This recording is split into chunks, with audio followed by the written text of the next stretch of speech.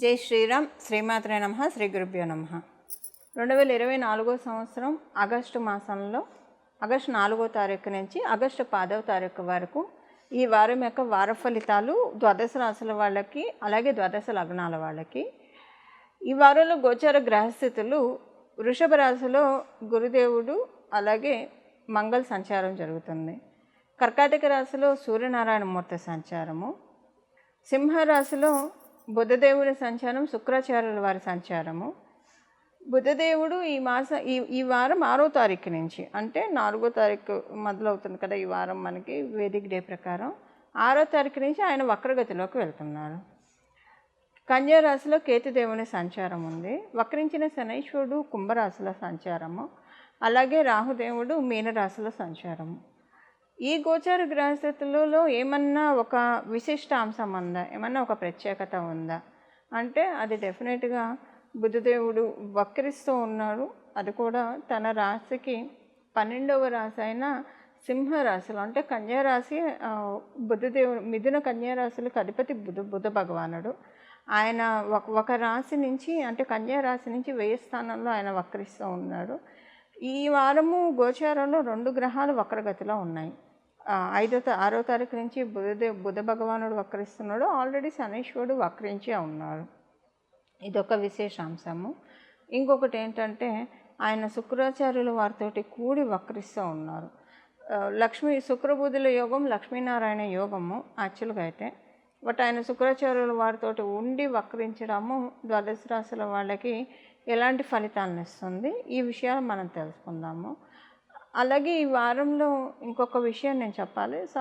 మీ జన్మజాతకం కనుక బాగా ఉంటే గోచారంలో ఫలితాలు బాగోలేదు అని వచ్చినా సరే, ఏ విషయంలో అయినా అది మీ జన్మజాతకం కవర్ చేసేస్తుంది, ఇబ్బంది ఉండదు. ఇప్పుడు మీ రాశి, మీ లగ్నం మీకు తెలిస్తే, మీ రాశి యొక్క ఫలితాలు మీరు తెలుసుకున్నట్లు, మీ లగ్నం ఏ రాశిలో పుట్టిందో, మీరు పుట్టినప్పుడు ఏ లగ్నమైనా అది కూడా తెలుసుకోవడానికి ప్రయత్నించండి. దీనివల్ల అంటే ఆ రాశి యొక్క ఫలితాలు కూడా తెలుసుకోండి. సో అక్కడ ఏంటంటే మీకు రెండిట్లో కలిపి యావరేజ్, ఒకవేళ బాగుంటే ఇంకా బాగుంటుంది, బాగోకపోతే మామూలుగా బాగోదు, ఒక దాంట్లో బాగుండి ఇంకో దాంట్లో బాగోకపోతే అది యావరేజ్గా వెళ్తుందని మీరు ఇక్కడ అర్థం చేసుకోవాలి. ఏదైనా మీ జన్మజాతకంలో బాగా స్ట్రాంగ్గా ఉంటే గోచారంలో ఒకవేళ బాగోకపోయినా అవయోగాలున్నా మిమ్మల్ని పెద్దగా ఇంపాక్ట్ చేయదు. మీ జన్మజాతకం బాగా స్ట్రాంగ్గా లేకపోయి ఇబ్బందులు పడుతుంటే గోచారం కాపాడేస్తుంది కూడా ఒక్కొక్కసారి. ఈ గోచారంలో మీ రాశి యొక్క ఫలితాలు ఎలా ఉన్నాయో ఈ వారం మనం తెలుసుకుందాం. ధనుసు రాశి, అలాగే ధనుర్ లగ్నంలో పుట్టిన వాళ్ళకి మొదటి 2 రోజులు ఆరోగ్యం విషయంలో కొంచెం జాగ్రత్తగా ఉండాలి. కొంచెం ఫీవర్ ఇలాంటివి తలెత్తడానికి అవకాశం ఉంది. ఉష్ణానికి సంబంధించిన ఇబ్బందులు ఏవైనా తలెత్తుతాయి మొదటి 2 రోజులు. అలాగే ఒకవేళ మీరు విద్యార్థినులు అయితే కనుక చదువులో కొంచెం తెలియకుండానే స్లో అయిపోతారు. మీకు తెలియకుండానే టైం వేస్ట్ చేస్తున్నాను అన్న భావం లోపల ఎక్కువగా ఉంటుంది. ఇదే మీరు సీనియర్ సిటిజన్స్ అయితే మీకు ఏం అప్లికేబిలిటీ లేదు, నార్మల్గానే ఉంది, మీకేమీ పెద్ద హెల్త్ ప్రాబ్లమ్స్ అలా ఏమి ఉండలేదు గోచార గ్రహస్థితుల రీత్యా. మధ్యలో 3 రోజులు అంటే 6, 7, 8 తారీఖుల్లో, ఈ వారం 6, 7, 8 తారీఖుల్లో ఈ ధనుసు రాశిలో పుట్టిన ఉద్యోగస్తులకి చాలా అనుకూలంగా ఉంది. చాలా మంచి శుభ సమయము. అలాగే వ్యాపారస్తులకి కూడా శుభ సమయం. ఇద్దరికి కూడా చాలా చక్కటి శుభ సమయము ఈ వారం మధ్యలో 6, 7, 8 తారీఖుల్లో జరుగుతుంది. 6, 7, 8 తారీఖుల్లో ఏదైనా కాంట్రాక్ట్స్ ఫైనలైజ్ అవ్వాల్సిన ఫైనలైజ్ అవుతాయి. పెండింగ్ వర్క్స్ అన్నీ కూడా మెటీరియలైజ్ అవుతాయి, మేనిఫెస్ట్ అవుతాయి. ఏదన్నా అంటే ల్యాండ్స్ కానీ ఏమన్నా కొనాలనుకుంటే వాటికి చక్కగా అడుగులు పడతాయి. ఇలాగా ప్రతి విషయంలో కూడా అనుకూలతలు ఉంటుంది. 6, 7, 8 తారీఖుల్లో బాగుంటుంది. అయితే ఈ విద్యార్థినులకి ఈ సమయంలో మనం తీసుకుంటే 6, 7, 8 తారీఖుల్లో మనం తీసుకుంటే కనుక వాళ్ళకి కాంపిటేటివ్ సక్సెస్ చాలా చక్కగా ఉంటుంది. వాళ్ళకి ఇంట్లో ఆనందకరమైన వాతావరణం చాలా బాగా ఉంటుంది. హ్యాపీ స్టేట్లో వాళ్ళు ఉంటారు విద్యార్థులు. ఇదే సీనియర్ సిటిజన్స్కి మనం తీసుకుంటే, సీనియర్ సిటిజన్స్కి డబ్బు పరంగా, ఆదాయపరంగా పిల్లల నుంచి డబ్బులు రావడం, లేదా మీరు వెయిట్ చేస్తున్న అమౌంట్స్ రావడము, ఇది కూడా కాకపోతే కనుక ఏదైనా మీకు మనీ పరంగా ఆదాయపరంగా చాలా బాగా ఉంటుంది. అది పిల్లల ద్వారా రావచ్చు, లేదా మీరు అంతకుముందు కొనుక్కున్న ఆ స్థలాలు కావచ్చు, వ్యాపారాలు కావచ్చు, ఆ వ్యాపారం పెరగడం వల్ల కావచ్చు, వీటిల వల్ల మీరు బెనిఫిట్ అవుతారు మధ్యలో 3 రోజులు. అలాగే చివరి 2 రోజులు ఎలా ఉంటుందంటే మీకు సొసైటీలో కొంచెము గౌరవ మర్యాదలు తగ్గినట్లు అనిపిస్తుంది. మిమ్మల్ని అందరూ చిన్నచూపు చూస్తున్నారేమో అనిపిస్తుంది. మీరు ఉద్యోగస్తులైనా వ్యాపారస్తులైనా సేమ్ అదే పాయింట్ వర్తిస్తుంది. ఎందుకు ఎక్కడికి వెళ్ళకుండా ఇంట్లో కూర్చుంటే హాయిగా ఉంటుందేమో కృష్ణారామ అనుకుంటూ అనిపిస్తుంది చివరి 2 రోజులు. అసలు ఎవరితో కలవద్దు అని అనిపించేంత తెక్కొచ్చేస్తుంది మీకు తెలియకుండానే. అంతటి టెస్టింగ్ పరిస్థితులు మీకు బయట చివరి 2 రోజులు ఎదురవుతాయి. ఇదే విద్యార్థినులకి చెప్పాలంటే విద్యార్థినులు ఈ సమయంలోనే కొంచెం దుందురుకుగా ఉంటారు తెలియకుండా. అంటే మీరు ధనుసు రాశి ధనుసు లగ్నంలో పుట్టి ఉంటే సో అందరి చేత స్టేట్మెంట్స్ ఇప్పించుకుంటారు, వీళ్ళు ఇంత వాళ్ళు ఇంత అన్నట్లు అలా చెప్తారు మీ చుట్టూ ఉన్న వాళ్ళు. ఇది అది అయితే ఆ తర్వాత సీనియర్ సిటిజన్స్కి అంతా బాగుంది. సీనియర్ సిటిజన్స్కి ఎలాంటి ఇబ్బంది లేదు, అంతా కూడా నార్మల్గా మరియు న్యూట్రల్గా ఉంది. ఇది ఈ వారం యొక్క గోచర గ్రహస్థితుల ఫలితాలు ధనుసు రాశి అలాగే ధనుసు లగ్నంలో పుట్టిన వాళ్ళకి. ఈ వారం ద్వాదశ రాశుల వాళ్ళు చేసుకోవాల్సిన పరిహారము. బుధ భగవానుడు వక్రించడం వల్ల ఒక చిన్న నామాన్ని సింపుల్గా ప్రతిరోజు ధ్యానించడం వల్ల జపించడం వల్ల చాలా చక్కటి ఫలితాలు ఉంటాయి. ఈ నామాన్ని మీరు సర్వకాల సర్వావస్థల్లో చేసుకోవచ్చు. మీరు ఆడవాళ్ళైతే పీరియడ్లో ఉన్న మనసులో జపించుకోవచ్చు, లేదా బాత్రూమ్కి వెళ్ళొచ్చారు జపించుకోవచ్చు, అప్పుడే నిద్ర లేచి కూర్చున్నారు జపించుకోవచ్చు, రాత్రిపూట పడుకొని ఉన్నారు జపించుకోవచ్చు. ఏ టైంలో అయినా సరే మనసులో జపించుకోవడానికి నామానికి ఎలాంటి తప్పు ఉండదు. నామ సంకీర్తనం ఒక యజ్ఞం ఈ కలియుగంలో. ఈ నామాన్ని ఇప్పుడు మనం తెలుసుకోబోయే నామాన్ని జపించడానికి ప్రయత్నించండి. ఆ నామం వచ్చేసేసి హరే రామకృష్ణ హరే రామకృష్ణ హరే రామకృష్ణ. ఈ నామాన్ని మీరు ఈ వారం అంతా కూడా ఎప్పుడు కూడా ఈ నామం జపిస్తే చాలా మంచిది. ఈ నామం యొక్క అర్థం ఒకసారి నేను వివరిస్తాను.